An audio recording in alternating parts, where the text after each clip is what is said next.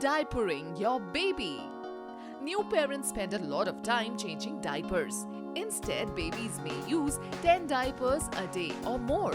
Diaper changing might seem complicated at first, but with a little practice, you will find that keeping your baby clean and dry is easy.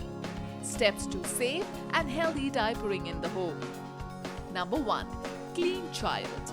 Keep a hand on the child for safety at all times. Place the child on diapering surface and unfasten diaper. Clean the child's diaper area with fresh baby wipes.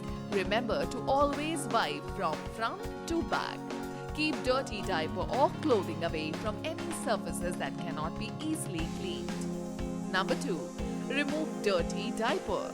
If child is using cloth diapers, place used disposable baby wipes in a plastic-lined lidded trash can or place cloth wipes in a cloth diaper pail.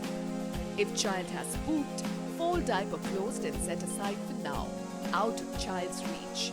If the child has not pooped, place the dirty diaper in a cloth diaper pail. If the child is using disposable diapers, set the used baby wipes in the dirty diaper. Place the dirty diaper and used baby wipes in a plastic-lined lidded trash can. Number 3. Replace diaper. Slide a fresh diaper under the child. Apply diaper cream if needed. Fasten the diaper and dress the child. Number 4. Wash child's hands. Wash child's hands with soap and water and place him or her in a safe, supervised area. Number 5. Clean diapering surface, especially if there were any spills or leaks of diaper contents.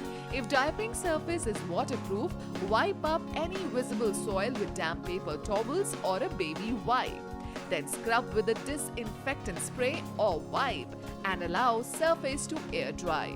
If diapering surface has a fabric cover, remove the soiled cover and replace it with a fresh one. Number 6. Flush poop. If using cloth diapers. If the child has pooped into the diaper, discard poop in toilet.